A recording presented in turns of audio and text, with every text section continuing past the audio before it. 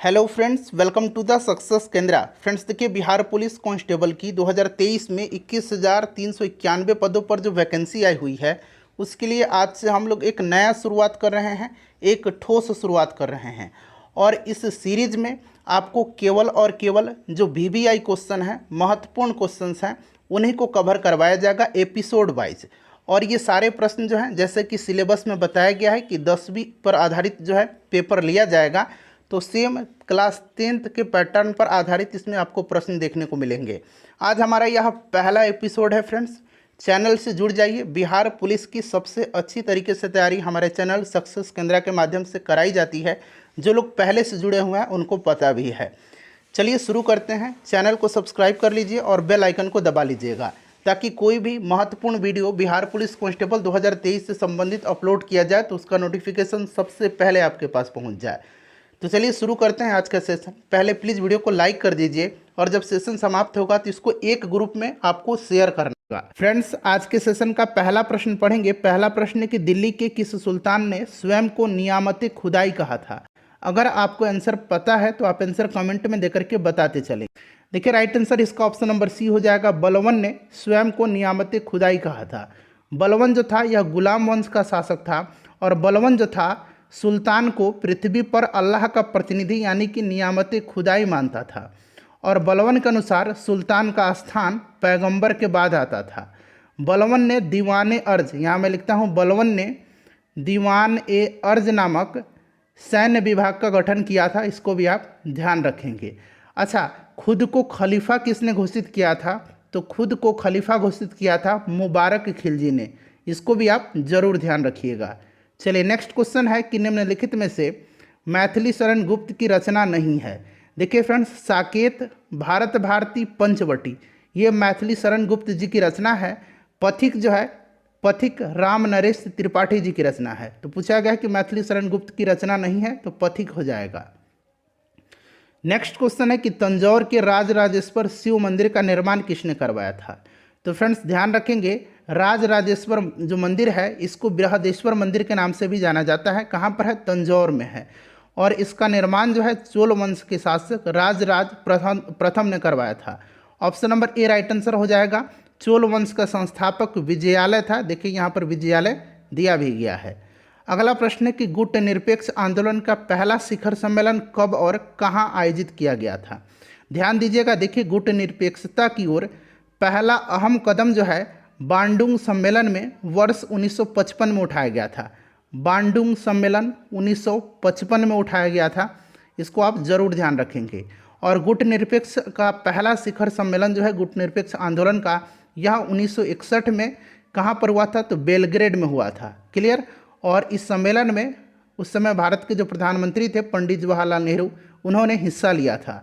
Next question हमारा कि Kirchhoff का प्रथम नियम किस संरक्षण नियम से संबंधित है? तो किरचॉफ का जो प्रथम नियम है यह आवेश संरक्षण नियम से संबंधित है। आवेश संरक्षण हो जाएगा। वहीं अगर किरचॉफ का दूसरा नियम पूछता कि किससे संबंधित है, तो दूसरा नियम जो है इनका ऊर्जा संरक्षण के नियम से संबंधित है। यहाँ देखिए ऊर्जा संरक्षण भी दिया गया है, जो कि किरचॉफ के दूसरा नियम से संबंधित है। अगला प्रश्न हमारा, भूगोल शब्द का सर्वप्रथम प्रतिपादन किसने किया था? तो फ्रेंड्स ये किया था एराटोस्थेनीज ने। एराटोस्थेनीज जो था इसको भूगोल का जनक कहा जाता है और इसी ने सर्वप्रथम भूगोल शब्द का प्रतिपादन किया था। अच्छा, इतिहास का जनक किसको कहा जाता है? इतिहास का जनक, फादर ऑफ हिस्ट्री, आप कमेंट करके उनका नाम बताइएगा। चलिए, नेक्स्ट क्वेश्चन है कि वायु के क्षैतिज संचलन से होने वाला ताप का स्थानांतरण क्या कहलाता है? वायु के क्षैतिज संचलन से होने वाला ताप का स्थानांतरण जो है यह संवहन कहलाता है। संवहन राइट आंसर हो जाएगा। नेक्स्ट क्वेश्चन है कि भारत का राष्ट्रीय चावल अनुसंधान संस्थान कहाँ पर अवस्थित है? तो देखिए, राष्ट्रीय चावल अनुसंधान संस्थान जो है यह उड़ीसा के कटक में है। ठीक है, ध्यान रखेंगे। वहीं अगर आपसे पूछा जाता है कि अंतर्राष्ट्रीय चावल अनुसंधान केंद्र, ये तो राष्ट्रीय चावल अनुसंधान है जो कि कटक में है। अंतर्राष्ट्रीय चावल अनुसंधान संस्थान अगर पूछा जाएगा तो याद रखेंगे ये मनीला में है, फिलीपींस के मनीला में। ठीक है। चलिए, नेक्स्ट क्वेश्चन हमारे कि अधिक जनसंख्या वाले देशों के समूह में से कौन सा अवरोही क्रम में सही, यानी कि सबसे ज़्यादा, फिर उससे कम, फिर उससे कम। तो सबसे ज़्यादा जो जनसंख्या का है वो भारत हो जाएगा पहले नंबर पर, दूसरे स्थान पर चीन हो जाएगा और तीसरे स्थान पर यूएसए हो जाएगा। तो option number D right answer हो जाएगा। जनसंख्या के मामले में भारत चीन को पछाड़ करके दुनिया का नंबर 1 देश बन गया है। ऑप्शन नंबर डी अब राइट आंसर हो जाएगा। नेक्स्ट क्वेश्चन है कि निम्न में से कौन सा मूल अधिकार आपातकाल के समय भी निलंबित नहीं हो सकता है? तो राइट आंसर इसका हो जाएगा जीवन की सुरक्षा का अधिकार। Option number B correct answer हो जाएगा। नेक्स्ट क्वेश्चन हमारा कि निम्न में से किस यूरोपीय जाति को इंडोनेशिया में प्रभुत्व जमाने में सफलता मिली थी? तो यह जो यूरोपीय जाति थी जिनको कि इंडोनेशिया में अपना प्रभुत्व जमाने का मौका मिला था, यह कौन थे? तो यह डच थे। Option number D right answer हो जाएगा डच। रामधारी सिंह दिनकर को ज्ञानपीठ पुरस्कार उनकी किस रचना पर मिला था? देखिए, इनको ज्ञानपीठ पुरस्कार जो है फ्रेंड्स 1972 में दिया गया था इनकी रचना उर्वशी के लिए। तो right answer option number C हो जाएगा उर्वशी। नेक्स्ट क्वेश्चन हमारा कि यदि किसी वस्तु का वेग 3 गुना बढ़ जाए तो इसकी गतिज ऊर्जा कितनी बढ़ जाएगी? गतिज ऊर्जा का फॉर्मूला आपको पता है फ्रेंड्स, क्या होता है? हाफ mv² होता है। यहाँ पर कह रहा है कि वेग इसका 3 गुना हो जाए, तो इस फॉर्मूला पे आप पुट करिएगा। यहाँ देखिए हाफ m और वेग जो है 3 गुना बढ़ जा रहा है। ठीक है, तो ये अब इसको सॉल्व करेंगे फर्दर तो क्या हो जाएगा? हाफ m और 3 का स्क्वायर करेंगे तो 9 हो जाएगा और v का स्क्वायर करेंगे तो v हो जाएगा। अब आपको कुछ नहीं करना, आपको क्या करना है, जब भी इस तरह के प्रश्न आप सॉल्व करेंगे आप कोशिश करेंगे जो काइनेटिक एनर्जी का फॉर्मूला है उसको आप बाहर पुट आउट करें। तो यहाँ पर देखिए हाफ m 9v² है, तो 9 को बाहर निकालेंगे तो काइनेटिक एनर्जी का फॉर्मूला हाफ mv² बच जाएगा ना, तो 9 गुना हो जाएगा। इस तरह से आप आसानी से सॉल्व कर सकते हैं। नेक्स्ट क्वेश्चन है कि निम्न में से कौन सा अम्ल बनने से दूध कुछ देर में खट्टा हो जाता है? तो यह लैक्टिक एसिड है। अच्छा, टार्टरिक एसिड जो होता है यह इमली और अंगूर में पाया जाता है। एसेटिक एसिड किस में पाया जाता है? तो सिरका में पाया जाता है। अगला प्रश्न है कि कक्षीय सतह से, प्रश्न को ज़रा ध्यान से समझ करके आपको पढ़ना होगा। कक्षीय सतह से पृथ्वी के अक्ष का झुकाव कितना है? तो यह झुकाव जो है कक्षीय सतह से यह 66.5 डिग्री है। Option number A right answer हो जाएगा इसका। सिराजुद्दौला की हार किस युद्ध में हुई थी? देखिए, सिराजुद्दौला की हार जो है यह प्लासी युद्ध में हुई थी। बंगाल का नवाब सिराजुद्दौला प्लासी युद्ध में जो है अंग्रेजों से हार गया था। यह युद्ध जो है 23 जून 1757 को हुआ था। 23 जून 1757 को प्लासी का युद्ध हुआ था और इसमें अंग्रेजी सेना का नेतृत्व जो है रॉबर्ट क्लाइव कर रहा था। इसको भी आप याद रखेंगे।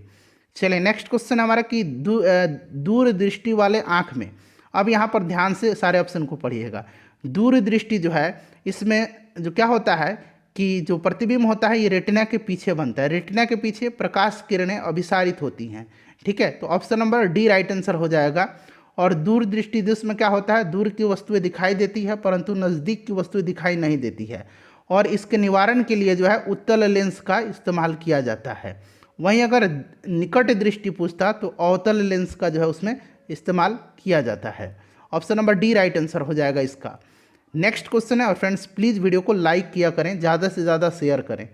देखिए, यूरेनियम का कौन सा आइसोटोप न्यूक्लियर रिएक्टर में होने वाली श्रृंखला प्रतिक्रिया को जारी रखने की क्षमता रखता है? तो यूरेनियम का जो यह आइसोटोप है यह यूरेनियम 235 है, जिसका इस्तेमाल किया जाता है न्यूक्लियर रिएक्टर में। ठीक है, नेक्स्ट क्वेश्चन है कि विटामिन के की कमी के परिणाम स्वरूप खालिस्तान दिया गया हो सकती है। विटामिन के का रासायनिक नाम क्या है? फिलोक्विनोन है। क्लियर। और देखिए, विटामिन के की कमी से क्या होता है? रक्त का थक्का नहीं बनता है। तो देखिए, जब थक्का नहीं बनेगा तो क्या होगा कि रक्त स्राव ही नहीं रुकेगा, तो शल्य क्रिया के उपरांत रक्त स्राव। ऑप्शन नंबर डी यही होता है विटामिन के की कमी के कारण। चलिए अगला प्रश्न है कि भारत सरकार अधिनियम 1919 की सबसे महत्वपूर्ण बात जो उस अधिनियम से प्रारंभ की गई थी वह था? बताइए, राइट आंसर क्या हो जाएगा? मॉन्टेग्यू चेम्सफोर्ड सुधार अधिनियम इसको कहा जाता है। तो द्वैध शासन शुरू की गई थी। Option number A right answer हो जाएगा, द्वैध शासन की शुरुआत। ठीक है, चलिए उसके बाद नेक्स्ट क्वेश्चन है कि मेरी कविता मेरे गीत कविता संग्रह किसके द्वारा रचित है? तो यह रचित है पद्मा सचदेव के द्वारा। Option number A right answer हो जाएगा। अवध में किसानों का नेतृत्व किसने किया था?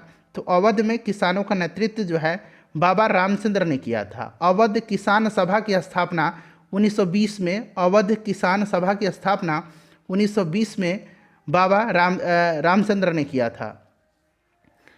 नेक्स्ट क्वेश्चन है हमारा कि संविधान के किस अनुच्छेद में देवनागरी लिपि में हिंदी को राजभाषा घोषित किया गया है। देखिए राजभाषा जो है संविधान के भाग 17 में है, इसको भी आप ध्यान रखेंगे। क्लियर। और देखिए यह अनुच्छेद 343 है। अनुच्छेद 343 में जो राजभाषा है ये हिंदी और लिपि देवनागरी को स्वीकार किया गया है। नेक्स्ट क्वेश्चन है कि हड्डी और पेशी को कौन जोड़ता है। तो हड्डी और पेशी को जो है यह टेंडन जोड़ता है, टेंडन।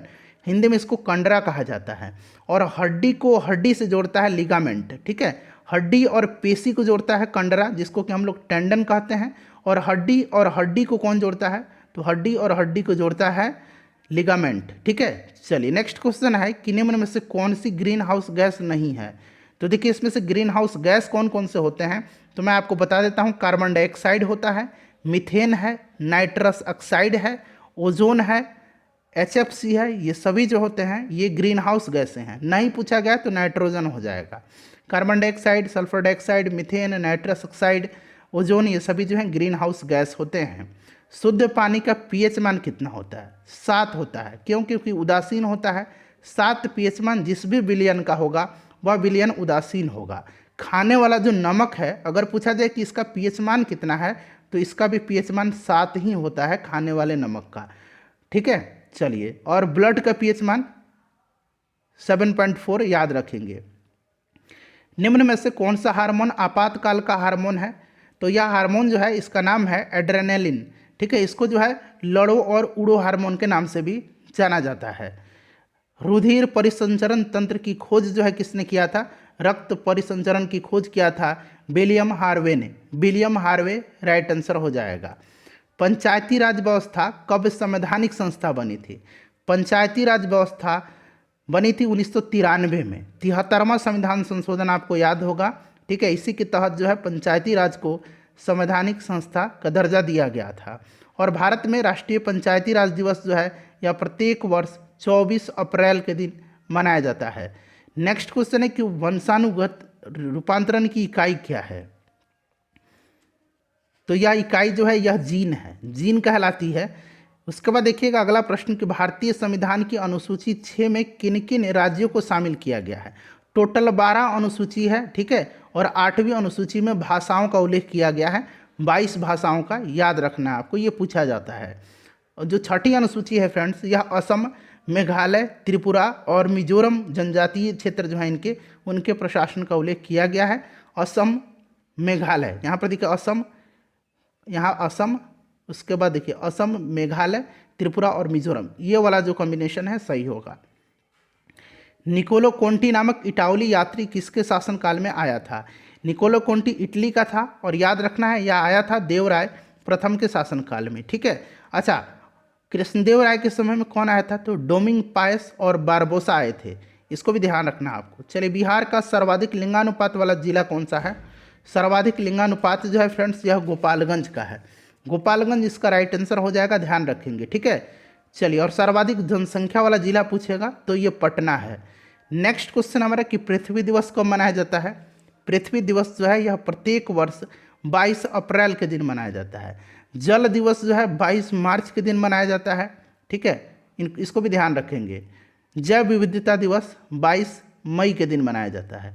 चलिए, नेक्स्ट क्वेश्चन है हमारा कि धातु जब अम्ल से अभिक्रिया करता है तो कौन सा गैस उत्पन्न होता है। ये ऑलरेडी मैंने आपको कई बार बताया हुआ है। धातु जब अम्ल से प्रतिक्रिया करेगा तो हाइड्रोजन गैस मुक्त करेगा। नेक्स्ट क्वेश्चन है, भारतीय संविधान के निम्नलिखित अनुच्छेदों में से कौन सा अनुच्छेद राज्य की सरकारों को ग्राम पंचायतों को संगठित करने का निर्देश देता है। तो यह जो अनुच्छेद है यह राज्य की नीति निर्देशक सिद्धांत के अंतर्गत आता है, अनुच्छेद 40। ठीक है, याद रखेंगे। अनुच्छेद 51 जो है यह अंतर्राष्ट्रीय शांति और उसकी अभिवृद्धि से संबंधित है। क्लियर। चलिए, अनुच्छेद 32 जो है संवैधानिक उपचारों का अधिकार है। नेक्स्ट क्वेश्चन हमारे कि निम्नलिखित में से कौन महाद्वीप क्षेत्रफल के अनुसार सबसे बड़ा है। तो क्षेत्रफल के अनुसार भी और जनसंख्या के अनुसार भी, यह जो है राइट आंसर इसमें से आपको निम्नलिखित बताना है। तो निम्नलिखित क्षेत्रफल के अनुसार से इसमें से चुन करके बताना है। वैसे अगर निम्नलिखित नहीं पूछता, सीधे पूछता कि कौन सा महाद्वीप क्षेत्रफल के अनुसार सबसे बड़ा है, तो यह एशिया हो जाता। इसमें से आपको बताना है। तो इसका आंसर आपको देना है। इतना तो बेसिक जानकारी आपके पास होगी ही। इसका आंसर आप कमेंट करके बताइए कि इनमें से ये चारों जो महादेश दिए गए हैं, इनमें से सबसे बड़ा कौन सा है। बिहार में लोकसभा में सांसदों की संख्या यानी कि लोकसभा सीट की संख्या पूछा जा रहा है, तो ये 40 है। राज्यसभा पूछा जाता तो 16 हो जाता, विधानसभा पूछा जाता तो 243 हो जाता, विधान परिषद पूछा जाता तो 75 हो जाता। चलिए अगला प्रश्न करेंगे कि राज्यसभा को भंग करने का अधिकार किसे प्राप्त है। बहुत ही ट्रिकी प्रश्न है, ध्यान से इसको देखना है। देखिए राज्यसभा जो है यह एक अस्थाई सदन है, इसको भंग नहीं किया जा सकता है। तो उपरोक्त में से कोई नहीं इसका राइट आंसर हो जाएगा। राज्यसभा के जो सदस्य होते हैं इनका कार्यकाल 6 वर्ष का होता है, और राज्यसभा का जो सभापति होता है ये भारत के उपराष्ट्रपति होते हैं। इन सभी पॉइंट्स को ध्यान रखना आपको। बिहार के प्रसिद्ध संत सरफुद्दीन मनेरी का संबंध सूफियों के किस संप्रदाय से था। तो ये सरफुद्दीन मनेरी जो थे ये फिरदौसी सिलसिले से थे। फिरदौसी राइट आंसर हो जाएगा। नेक्स्ट क्वेश्चन कर लेंगे कि यदि किसी राज्य की विधानसभा का अध्यक्ष पद त्यागना चाहे तो उसे अपना त्यागपत्र देना चाहिए। तो देखिए विधानसभा का जो अध्यक्ष होता है यह अपना त्यागपत्र उपाध्यक्ष को देता है विधानसभा के, और उपाध्यक्ष जो है ये त्यागपत्र देता है विधानसभा के अध्यक्ष को। तो दोनों एक दूसरे को अपना त्यागपत्र देते हैं, इस बात को आपको ध्यान रखना है। ठीक है, चलिए नेक्स्ट क्वेश्चन हमारा कि मंत्रिपरिषद उत्तरदायी होती है। तो मंत्रिपरिषद जो है यह लोकसभा के प्रति उत्तरदायी होती है। तो यहाँ पर देखिए संसद के प्रति दिया गया है, लोकसभा के प्रति। ठीक है, संसद के प्रति, लोकसभा के प्रति याद रखेंगे। अगर लोकसभा हो तो लोकसभा पर लगाएंगे, संसद ऐसे ही संसद ही है। चलिए नेक्स्ट क्वेश्चन है कि जीवन चक्र की दृष्टि से पौधे का सबसे महत्वपूर्ण अंग कौन सा है। और जो राज्य के मंत्री होते हैं ये उत्तरदायी होते हैं विधान, सामूहिक रूप से विधान सभा के प्रति। तो जीवन चक्र की दृष्टि से पौधे का सबसे महत्वपूर्ण अंग जो होता है यह पुष्प होता है। उसके बाद देखिए एस्पिरिन है। एस्पिरिन क्या है, तो एस्पिरिन एक औषधि है, इतना तो पता है। और यह एक एंटीपायरेटिक है यानी कि ज्वरनाशक औषधि है, जिसका प्रयोग बुखार में, फीवर में, सिर दर्द में, बदन दर्द में, पीड़ा निवारण के लिए किया जाता है। तो एंटीपायरेटिक हो जाएगा राइट आंसर इसका। उसके बाद देखिएगा कि ऋग्वेद संहिता का 9वां मंडल जो है यह पूर्णतः समर्पित है। तो 9वां मंडल जो है यह सोम को समर्पित है, सोम देवता को समर्पित है, सोम और इस पेपर नामांकित देवता को। अगला प्रश्न है कि महाराष्ट्र के किस सुधारक को लोकहितवादी कहा जाता है। लोकहितवादी कहा जाता है गोपाल हरि देशमुख को। ठीक है, याद रखेंगे लोकहितवादी। नेक्स्ट क्वेश्चन है कि ब्रह्म समाज की स्थापना कब हुई थी, वर्ष पूछा जा रहा है। इसकी स्थापना जो है राजा राम मोहन राय ने किया था 1828 में। राजा राम मोहन राय को भारतीय पुनर्जागरण का जनक कहा जाता है। राजा राम मोहन राय को भारत में पत्रकारिता का अग्रदूत भी कहा जाता है। नेक्स्ट क्वेश्चन है कि भद्रावती इस्पात केंद्र कहाँ पर स्थित है। भद्रावती इस्पात केंद्र जो है ये कर्नाटक में है, भद्रावती नदी पर है। और इसका जो नया नाम है, मतलब इसका जो नाम है यह Visvesvaraya iron and steel works, Visvesvaraya iron and steel works. अगर आपसे पूछा जाए कि कहाँ है तो कर्नाटक में है, भद्रावती नदी राइट आंसर हो जाएगा। भारत के राष्ट्रपति को यह अधिकार नहीं प्राप्त है कि वह, क्षमादान तो है ही, आपातकाल की स्थिति जब आती है तो घोषणा करने का अधिकार है, अध्यादेश जारी करता है अनुच्छेद 123 के तहत। न्यायालय के न्यायाधीश को हटाने का अधिकार इसको नहीं है। नेक्स्ट क्वेश्चन करेंगे कि मौलिक कर्तव्यों को निर्धारित किया गया है। मौलिक कर्तव्य फंडामेंटल ड्यूटीज टोटल 11 हैं वर्तमान में मौलिक कर्तव्य, और 42वें संविधान संशोधन के द्वारा सरदार स्वर्ण सिंह समिति की अनुशंसा पर जो है इसको संविधान के भाग 4A के अनुच्छेद 51A के अंतर्गत जो है रखा गया है। ध्यान रखना आपको। सौरमंडल का सबसे बड़ा ग्रह कौन सा है। इसका आंसर आप कमेंट करके बताइए। और मैंने आपको 50 प्रश्न कवर कराया हुआ है, इनमें से कितने प्रश्नों का आंसर आपने सही दिया है ये भी आप कमेंट करके बताइए।